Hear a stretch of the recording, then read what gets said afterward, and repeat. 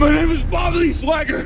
I did not kill the president. Pinagkanulo siya ng gobyerno, itinuring na kriminal at ibinintang sa kanya ang pagpatay na hindi niya ginawa. Pero may isang bagay silang nakalimutan dahil siya ang pinakamahusay na sniper ng US military at sa kanyang paghihiganti ay walang makakaligtas. Kumusta kaibigan? Ang kwento nating itatampok ngayon ay ang napakaganda at maaksyong movie series na pinamagatang Shooter. Nagsimula ang kwento sa pagpapakita kay Bob Lee Swagger, isang bihasang mangangaso na tahimik na kumikilos sa loob ng kagubatan. Nakapokus siya sa pagbabantay sa kanyang hinuhuli nang bigla siyang makakita ng hindi inaasahan, isang lobo na naipit sa bitag ng mga mangangaso. Dahil alam niyang protektadong hayop ang lobo, mabilis na nilapitan ito ni Bob upang palayain. Ngunit bago niya pa ito matulungan, dalawang armadong mangangaso ang dumating at inutusan siyang lumayo. Ngunit hindi umatras si Bob dahil dito inatake siya ng dalawang mangangaso.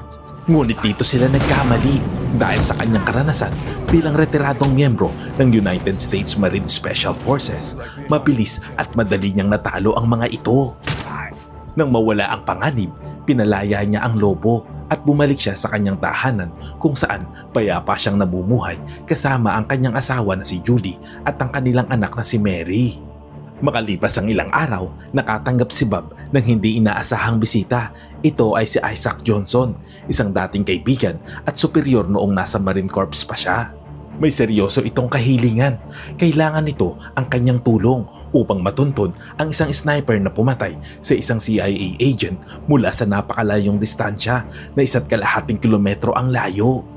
Si Bob, na minsang kilala bilang sniper scout, ay isa sa iilang tao na may sapat na kakayahan para gawin ito. Pagkatapos, ipinaliwanag ni Isaac na may iniwang nakakatakot na mensahe ang sniper sa katawan ng biktima. Nakasaad sa sulat na ang susunod na target ay ang Pangulo ng Estados Unidos. Naniniwala si Isaac na kakaunti lamang ang may kakayahang gumawa ng ganoong klase ng pagbaril mula sa malayong distansya. Isa na rito si Bob at ang isa pa ay si Solotov, ang dating karibal ni Bob. Sa isang flashback, makikita ang masakit na alaala ni Bob maraming taon na ang nakalipas. Si Bob at ang kanyang partner na si Donovan ay nasa isang misyon upang hulihin si Solotov. Ngunit nagkamali si Bob sa pagkalkula ng kanilang paglapit kaya nalantad ang kanilang posisyon. Dahil dito, agad na nagpaputok si Solotov na ikinamatay ni Donnie at ikinasugat naman ng malubha ni Bob. Ang trahedyang iyon ang nagtulak kay Bob upang magretiro sa Marines at hanggang ngayon ay dala pa rin niya ang matinding guilt sa pagkamatay ni Donnie. Sa ibang eksena, makikilala ang FBI agent na si Danny Memphis na may sarili ring misyon. Nakipagkita siya sa isang Russian informant na nagsabing may mahalagang impormasyon ito tungkol sa kanyang kaso. Ngunit biglang dumating ang mga agent ng Homeland Security at sila ang kumontrol sa sitwasyon at inaresto ang informant. Dahil hindi niya ma-break ang protocol, walang nagawa si Memphis kundi panoorin ng pangyayari. Ngunit bago pa man tuluyang dalhin ang informant, palihim nitong iniabot kay Memphis ang isang misteryosong quote na nag-iwan sa kanya ng mas maraming tanong. Nalito si Memphis sa kahulugan ng code na iniwan sa kanya. Kinabukasan, muling nakipagkita si Bob kay Isaac at doon niya nakilala si Jack Payne, ang takuhan ni Isaac. Pumayag si Bob na tumulong upang mahuli si Solotov at agad siyang nagsimulang maghanda. Hindi nagtagal, ibinigay ni Isaac ang mga mahalagang detalye tungkol sa misyon, ang lugar kung saan magpapakita ang Pangulo, mga pinakabagong litrato ni Solotov at ang mga posibleng armas na maaari nitong gamitin. Sa huli, humingi si Bob ng sapat na oras upang pag-aralan ang lugar. Sinuri niya ang posibleng pwesto ng pamamaril at isipin kung ano ang magiging taktika ng sniper. Sa loob ng mga sumunod na araw, maingat na inobserbahan ni Bob ang buong paligid. Sinuri niya ang mga iba't ibang vantage point at matataas na pwesto na maaaring pagtaguan ng sniper. Kinuwenta ni Bob ang mga distansya at sinuri ang mga posibleng lugar para sa ambush. Matapos ang pagsusuri, bumalik siya kina Isaac at Payne upang ibahagi ang mga natuklasan at ihanda ang sarili para sa mapanganib na misyon na kanilang haharapin. Dumating ang itinakdang araw at papalapit na ang convoy ng mga sasakyan ng Pangulo sa lugar. Habang mahigpit na binabantayan ni Bob ang paligid at ang mga tao sa crowd, nakatanggap siya ng agarang tawag mula kay Payne. Sinabi nito na wala si Solotov sa inaasahang pwesto. Agad namang nakaramdam si Bob na mayroong mali, kaya mabilis niyang muling kinuwenta ang posibleng lokasyon ng sniper. Kumakabog ang dibdib niya habang nagmamadali siyang tumatakbo sa gitna ng maraming tao habang ipinapaalam niya kay Payne ang bago niyang assessment.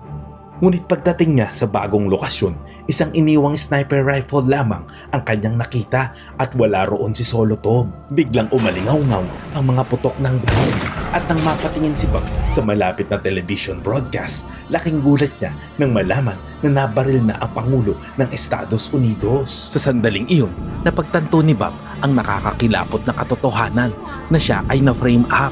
Dito ay malalaman natin na si Isaac at Payne ang nagplano ng lahat upang siya ang gawing scapegoat o pagbintangan sa krimen. Ang gulat ay mabilis na napalitan ng matinding takot nang ang isang pulis ay biglang sumulpot at itinutok ang baril sa kanya. Mabilis na kumilos si Bob upang makaiwas sa putok ng baril. Tumalon siya palabas sa isang malapit na bintana upang makatakas. Ngunit hindi nagtagal ay nahuli rin siya ni Agent Memphis na nasa malapit lamang sa lugar. My name is Bob Lee Swagger. I did not kill the president. Dahil dito, ikinulong si Bob habang hinihintay ang paglilitis bilang pangunahing sospek sa kaso ng assassination. Naging mabigat ang buhay niya sa loob ng kulungan dahil madalas siyang binubuli at pinagtutulungan ng ibang mga preso. Ngunit isang makapangyarihang Russian crime boss na si Alex na nakakulong din doon ang tumulong at nagligtas sa kanya. Napanood ni Alex ang balita at naniwala siya na si Bob ang pumatay sa Pangulo ng Ukraine, isang bagay na lihim na ninanais ng maraming tao sa Russia.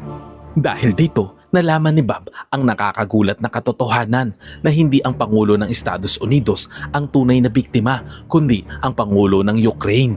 Nagsimulang maghinala si Bob na bahagi sina Isaac at Payne ng isang lihim na sabwatan kasama ang iba pang tao upang isagawa ang assassination habang siya ang ginawang fall guy o pinagbintangan. Samantala, si Agent Memphis ay nagsimula na ring magduda sa kaso. Binisita niya ang asawa ni Bob na si Julie at matapos ang kanilang pag-uusap ay lalo lamang tuminti ang kanyang hinala. Pakiramdam niya ay may malaking bagay na hindi nagtutugma kaya nagpasya siya na alamin ang buong katotohanan. Samantala, habang nasa kulungan, hinarap ni Bob ang isang brutal na pananambang mula sa mga preso at maging sa ilang gwardya na tila may sinusunod na utos mula sa mas makapangyarihang tao. Ang pag-atake ay isinagawa sa utos ni Payne. Ginamit naman ni Bob ang kanyang husay sa survival at pakikipaglaban upang maitaboy ang mga umaatake sa kanya. Sa gitna ng kaguluhan, sinamantala niya ang pagkakataon upang makatakas sa kulungan sa pamamagitan ng pagdidisguise bilang isa sa mga gwardya. Alam ni Bob na mahigpit na binabantayan ng mga otoridad ang kanyang bahay at ang mga dati niyang pinupuntahan kaya nagtungo siya sa tahanan ng ina ni Donnie. Mainit naman siyang sinalubong nito at dahil naniniwala itong inosente si Bob, agad niya itong inalok ng tulong. Sa kabilang banda, abalang-abala naman sina Isaac at ang mga pulis sa paghahanap kay Bob. Naghinala si Isaac na maaaring magtago si Bob sa bahay ng ina ni Donnie. Ngunit pagdating nila roon ay huli na ang lahat. Nakalayo na si Bob gamit ang motorsiklo ni Donnie.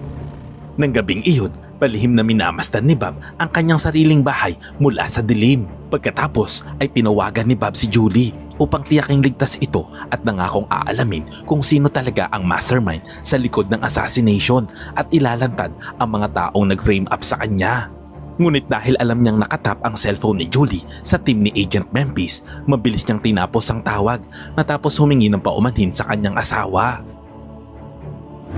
Samantala, sina Isaac at ang kanyang grupo kabilang si Payne ay nagplano na gamitin ang pamilya ni Bob bilang pain upang mapilitan itong lumabas sa kanyang pinagtataguan. Isang araw, habang namimili si Julie sa supermarket, muli siyang tinawagan ni Bob. Agad namang na-detect ni na Isaac at Agent Memphis ang tawag kaya tinawagan nila ang kanilang mga tauhan na bantayang mabuti si Julie. Habang kausap si Bob, isang estrangherong lalaki ang aksidenteng nakabangga kay Julie at natapunan siya ng kape sa damit. Agad siyang pumunta sa restroom upang linisin ito. Ngunit sa kanyang pagpasok, naroon si Bob na naghihintay sa kanya. Binalaan siya ni Bob tungkol sa mga tiwaling pulis na nais siyang patayin at pinayuhan siya na mag-ingat. Pagkatapos ay mabilis siyang umalis upang makaiwas sa mga federal agents na posibleng makahuli sa kanya.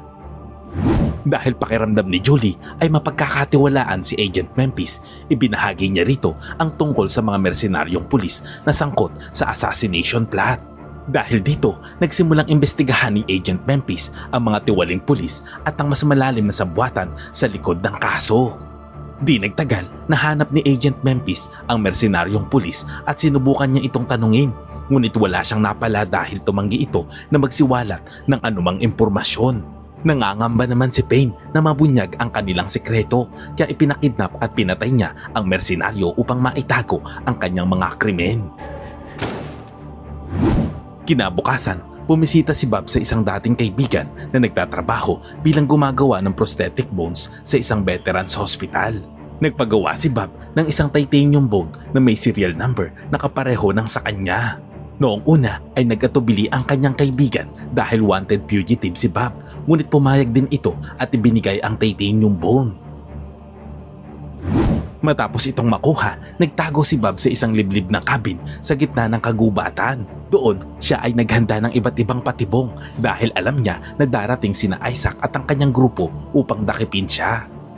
Hindi nagtagal, nalaman ni Isaac ang lokasyon ni Bob kaya agad niyang pinakilos ang kanyang team kasama si Agent Memphis upang hulihin ito.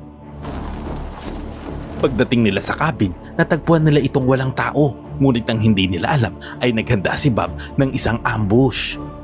Habang nakatago sa malayo, bigla itong nagpaputok laban sa grupo. Gumanti naman si Isaac at kumuha ng armas upang barilin si Bob. Sa huli, tinamaan niya si Bob dahilan upang mapatay niya ito. Nang lapitan ni Isaac at Agent Memphis ang katawan, natagpuan nila ang titanium bone na may serial number ni Bob kaya naniwala sila na patay na ito.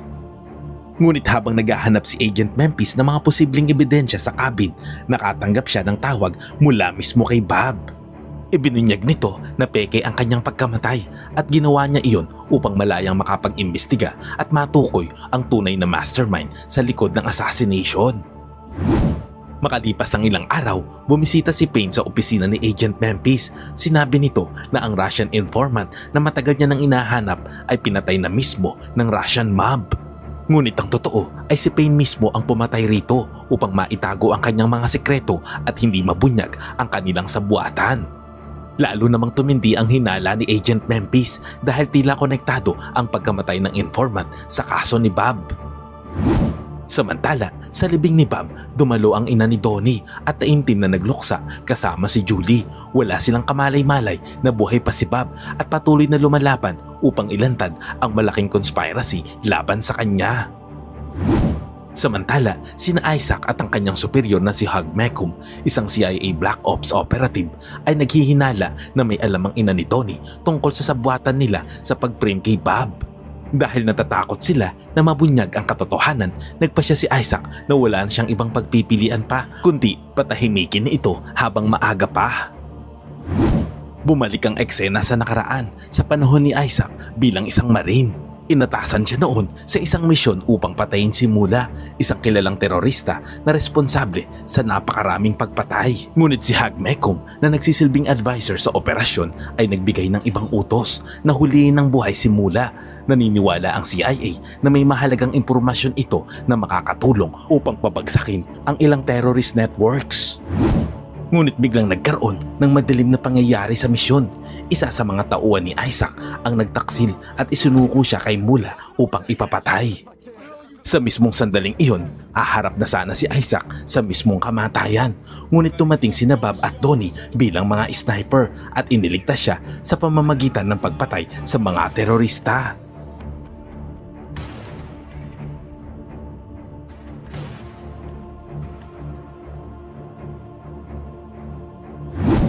Sa kabila ng kanyang pagkakaligtas, si Isaac pa rin ang sinisi sa nangyaring kapalpakan at tuluyang sinibak sa serbisyo.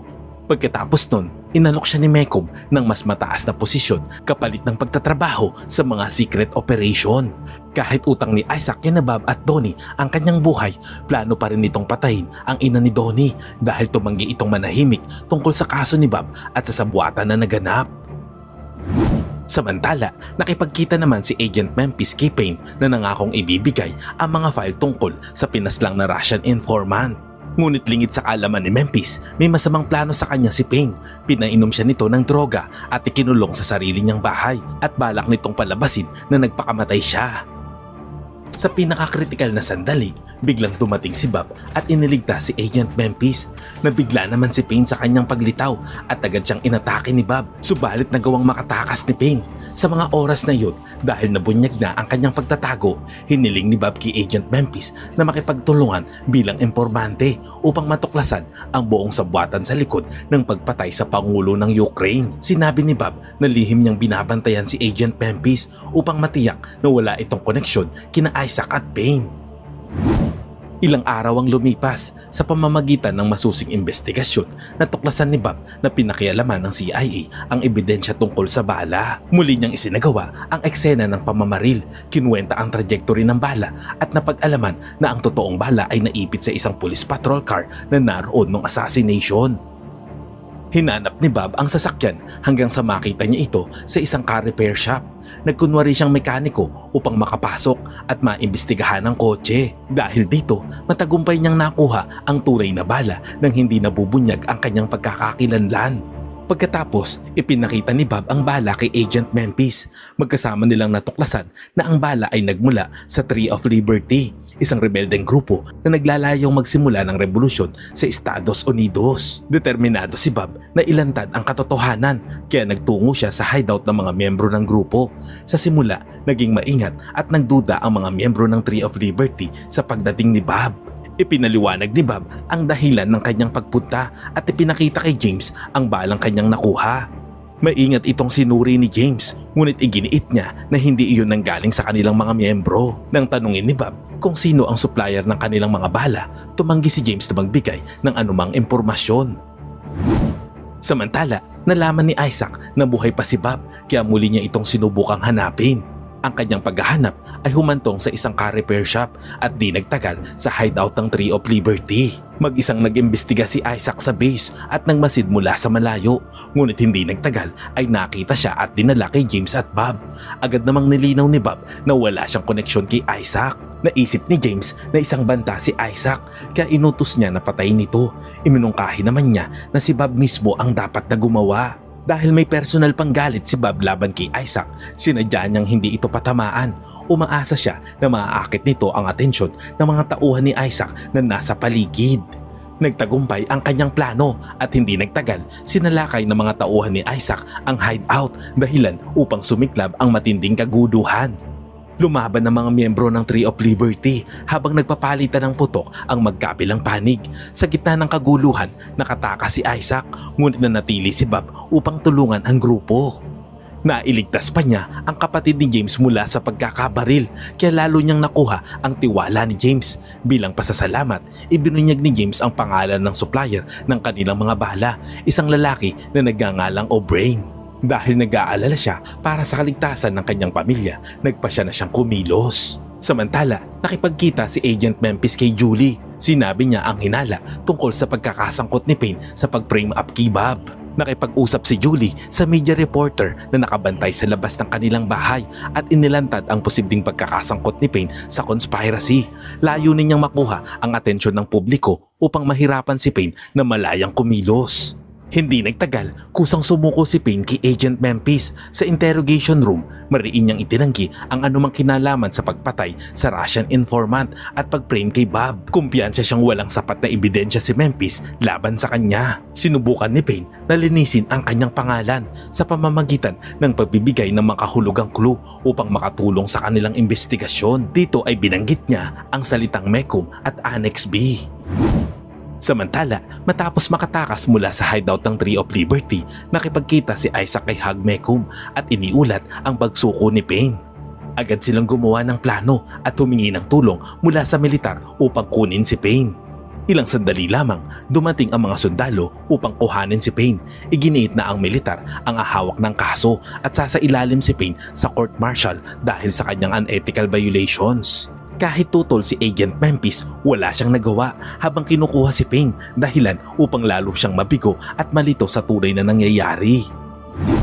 Samantala, natuntun naman ni Bob si O'Brien na mabubunyag na dati pala niyang shooting instructor. Ipinaliwanag ni Bob ang buong sitwasyon at ipinakita ang bala na kanyang nakuha. Matapos itong suriin, kinumpirma ni O'Brien na hindi ito ordinaryong bala. Binago ito upang madurog kapag tumama sa target, kaya nabubura ang anumang bakas o ebidensya. Pagkatapos ay pinayuhan niya si Bob na kung gusto niyang matukoy ang sniper, kailangan niyang malaman kung sino ang may-ari ng Black King rifle. Dahil sa buong mundo, 4 lamang ang nagmamay-ari nito. Samantala, nakatanggap si O'Brien ng babala mula sa isang kaibigan na may paparating na grupo ng mga sasakyang militar patungo sa kanyang lugar. Agad niyang napagtanto na mayroong paparating na panganib, kaya inutusan niya si Bob na maghanda laban sa mga paparating na mersenaryo. Ilang sandali pa, ilan sa mga umatake ang nasugatan at nahuli sa patibong na inihanda ni O'Brien. Habang nagpapatuloy ang labanan, ginamit ni Bob at O'Brien ang kanilang mga rifle upang pabagsakin ang mga natitirang mga kalaban. Matapos nilang matagumpay na mapabagsak ang mga mersenaryo, naghanda na si Bob na umalis upang ipagpatuloy ang kanyang investigasyon at tuluyang ilantad ang nasa likod ng sabuatan. Bago umalis, ibinigay ni O'Brien ang sarili niyang Black King rifle kay Bob kasama ang isang kahon ng mga bala. Itinuturing ni O'Brien si Bob bilang pinakamahusay niyang estudyante.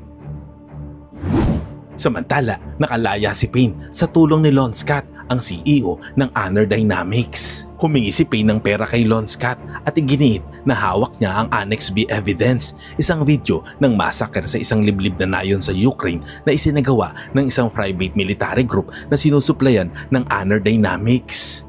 Ngunit tinanggihan ni Lon Scott ang kanyang kahilingan at ipinakitang wala siyang pakialam sa massacre video kahit maaari itong magdulot ng kaso laban sa kanya dahil sa war crimes. Ayon kay Payne, ang ebidensyang ito ang direktang mag-uugnay kay Lon Scott sa pagpaslang sa Pangulo ng Ukraine.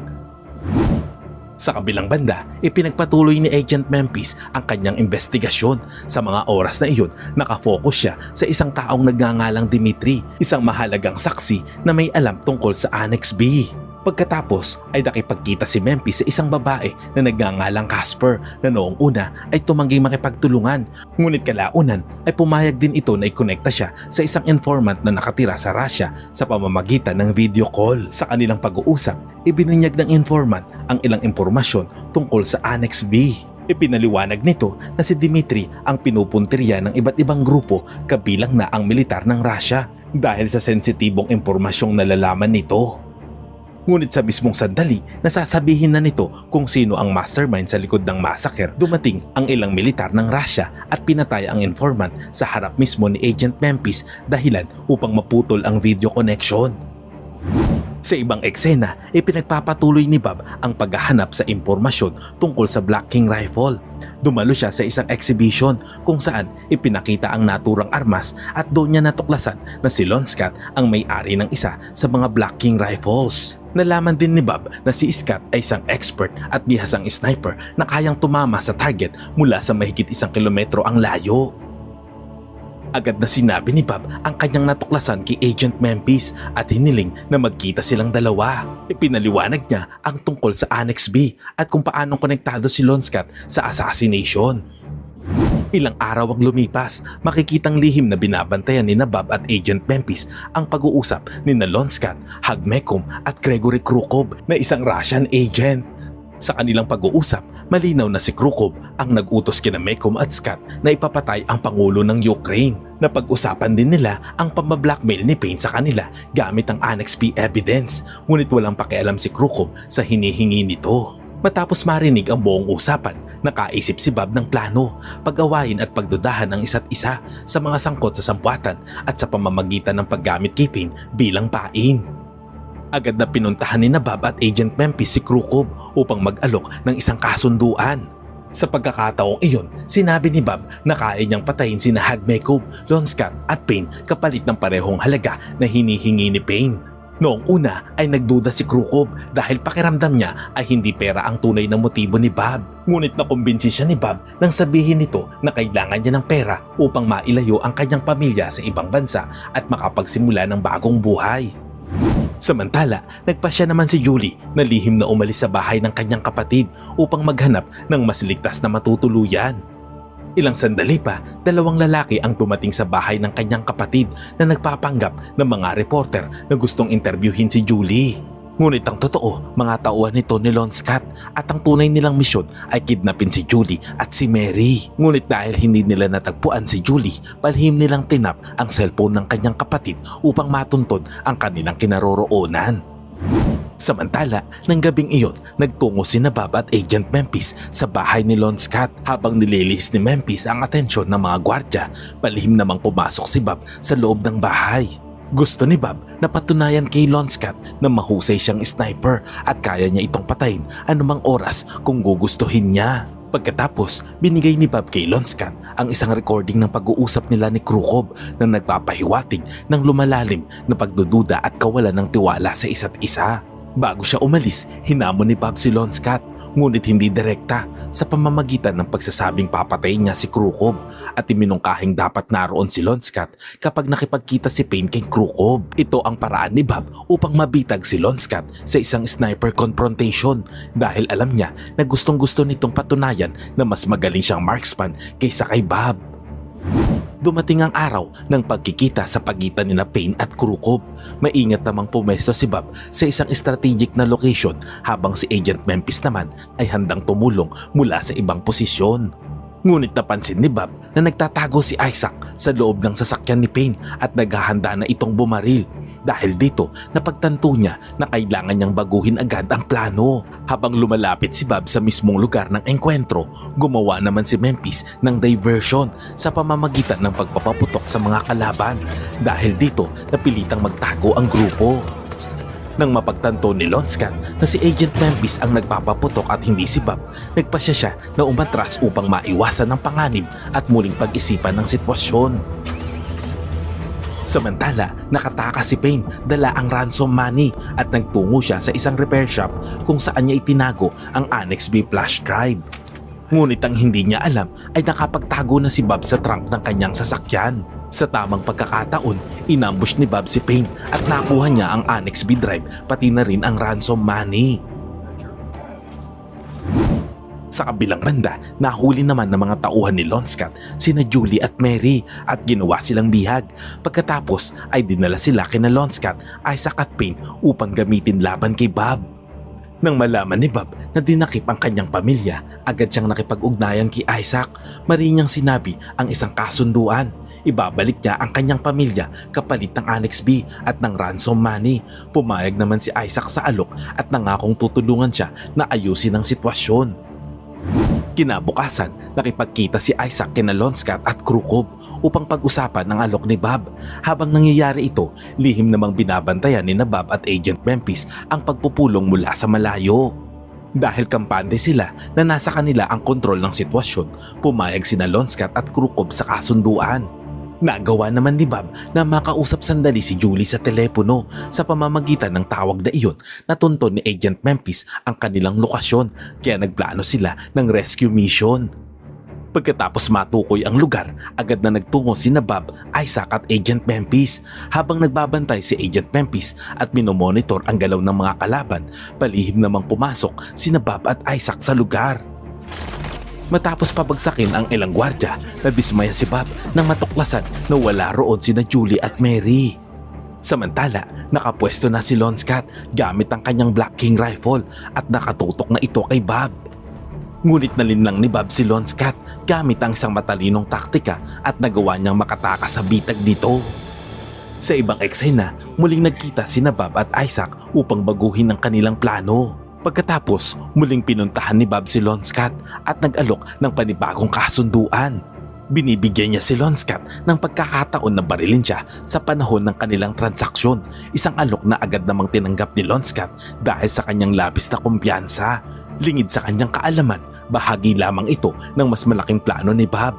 Hindi nagtagal, tumating si Bob sa lugar kung saan inayos ni Lonskat ang transaksyon. Mula sa malayo, binabantayan ni na Isaac at Agent Memphis ang buong sitwasyon. Makalipas ang ilang sandali, napansin ni Agent Memphis ang dalawang sasakyan na magkaharap na tila naghahanda para sa palitan. Maya-maya, umalis ang isang sasakyan habang ang isa naman ay lumapit kay Bob. Sa loob nito ay makikita si Payne na may hawak na shotgun na nakatutok sa ulo ni Julie. Ngunit napansin ni Bob na wala roon si Mary. Ilang sandali pa, biglang pinaputukan ni Lonscat si Bob gamit ang kanyang Black King rifle, ngunit sumablay ito. Ang hindi alam ni Lonscat ay sinabotahin ni Bob ang kanyang rifle sa pamamagitan ng pagpapalit ng mga bala noong ito ay nakapasok sa kanyang bahay. Nang muling magpaputok si Lonscat sa ikatlong pagkakataon, sumabog ang kanyang rifle dahil sa modified bullet. Dahil sa matinding pinsala, tuluyang namatay si Lonscat. Nang makita ni Isaac ang pagkamatay ni Lonscat, agad niyang binaril si Payne sa braso, dahilan upang mabigyan ng pagkakataon si Bob na iligtas si Julie. Galit na galit naman si Julie nang tumanggi si Payne na sabihin kung nasaan si Mary, kaya't siya na mismo ang pumatay rito. Samantala, si Agent Memphis na sinusundan ang isa pang sasakyan ay agad na tumawag kay Bob upang sabihin na dinala ng mga tauhan ni Krukov si Mary sa Russian Embassy. Determinado si Bob na iligtas ang kanyang anak, kaya mabilis silang gumawa ng panibagong plano upang iligtas si Mary. Nalaman naman ni Agent Memphis na nasa isang mahalagang pagpupulong ang Russian Ambassador, kaya sinamantala ito ni Julie. Hinarap niya ang ambasador at ipinaliwanag na bihag ang kanyang anak sa loob ng embahada. Kasabay nito, si Isaac na nagpapanggap bilang isang federal agent ay sinuportahan ang sinabi ni Julie at hinikayat ang ambasador na agad na bumalik sa embahada upang ayusin ang sitwasyon. Samantala, naghanda na si Bob upang pasukin ang embahada sa pamamagitan ng pagpapanggap bilang bodyguard ng ambasador. Sa kabilang banda, si Patricia Gregson, isang dating National Security Advisor, ay hinarap si Krukov at maring inutusan na palayain si Mary. Noong una ay hindi siya sineryoso ni Krukov dahil naniniwala ito na wala itong kapangyarihan laban sa kanya. Ngunit ilang sandali lamang nakatanggap si Krukov ng galit na tawag mula sa Russian Ambassador na nag-uutos sa kanya na ayusin agad ang problema. Nagkunwari namang inosente si Krukov at nangakong haharapin ang sitwasyon, bagay na nagpatunay na walang alam ang ambassador sa mga illegal na ginagawa nito. Pagdating ni Bob sa embahada, hinarang siya ng security dahil wala siyang maipakitang ID. Nakialam naman ng Russian Ambassador at pinayagang makapasok si Bob sa embahada. Nilinaw rin nito na wala siyang kinalaman sa mga kilos ni Krukov at binigyan si Bob ng pahintulot na hanapin ang kanyang anak. Hindi nagtagal, natagpuan ni Bob si Mary at mabilis niya itong inilabas sa lugar. Nang ligtas na ang lahat, muling nagsama ang kanyang mag-ina at sinabihan niya ito na manatili muna sila sa isang malapit na motel habang inaayos niya ang natitirang problema. Pagkatapos, nakipag-ugnayan si Bob kay Isaac upang harapin si Krukov.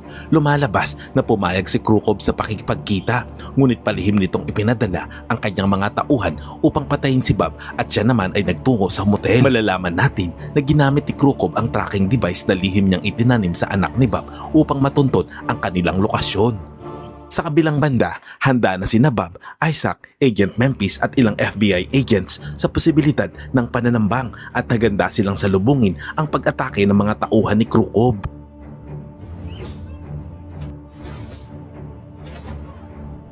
Samantala, dumating si Krukov sa motel at hinarap si Julie. Pilit na hinihingi ang impormasyon tungkol sa Annex B, ngunit walang alam si Julie sa tunay nitong pakay.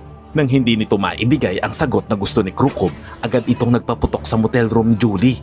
Dahil sa matinding takot, mabilis na tinawagan ni Julie si Bob at sinabi na naroon si Krukov at pinagbabantaan sila. Agad namang nakaisip si Bob ng plano upang mapatay si Krukov mula sa motel at mailigtas ang kanyang pamilya. Matapos ang maingat na pagkalkula at paghahanda, nagawa ni Bob na tamaan si Krukov mula sa malayong distansya at tuluyang wakasan ang buhay nito. Sa kabila ng kanyang pagiging bayani, nanatili pa ring wanted si Bob at pangunahing sospek sa pagpaslang sa Pangulo ng Ukraine. Dahil dito, agad siyang inaresto ng mga pulis matapos ang insidente. Hindi nagtagal, nagkaroon ng meeting sina Bob, ang kanyang abogado, si Agent Memphis at si Patricia Gregson. Sa pagkakataong iyon, inalok siya ni Patricia na linisin ang pangalan ni Bob at tiyaking makakalaya siya kapalit ng Annex B evidence. Ngunit buong loob na tumanggi si Bob Sinabi niya na kung gusto ni Patricia ang Annex B, kailangan ito na kunin niya mismo sa Russian Embassy kung saan niya ito iniwan. Sa huli, napatunayan din na walang kinalaman si Bob sa assassination ng Pangulo ng Ukraine, kaya tuluyan siyang napawalang sala at nalinis ang kanyang pangalan. At upang maiwasan ang mas malaking political fallout, gumawa ang FBI at ang otoridad ng opisyal na kwento na nagsasabing si Lon Scott lamang ang nagplano at nagsagawa ng assassination ng mag-isa. Hindi na rin isinama sa ulat ang anumang koneksyon ng federal agents at Russian officials sa sabuatan. Sa huling eksena, matapos ang lahat ng hirap at panganib, muling nakapiling ni Bob ang kanyang pamilya ng payapa. Salamat kaibigan at umabot ka sa punto ng video na ito. Anong masasabi mo sa ending ng kwento? Kung nagustuhan mo ito, ay pwede ba akong makahingi ng like at pakitype naman sa comment section ang salitang Agnus Project. At kung bago ka naman sa ating munting channel, ay pasubscribe naman po bilang suporta. At para maipagpatuloy natin ang paghahatid ng magagandang movie recap, panoorin mo na rin po ang buong movie pag may time ka. Sana'y nagustuhan mo kaibigan ang kwentong ating itinampok. Kung magkagayon, ay baka naman pwedeng pakilike ang video ito at pasubscribe na rin sa aking channel. Kung hindi mo naman ito nagustuhan, ay pwede mong pindutin ang dislike button ng 2 beses para makasigurado ka.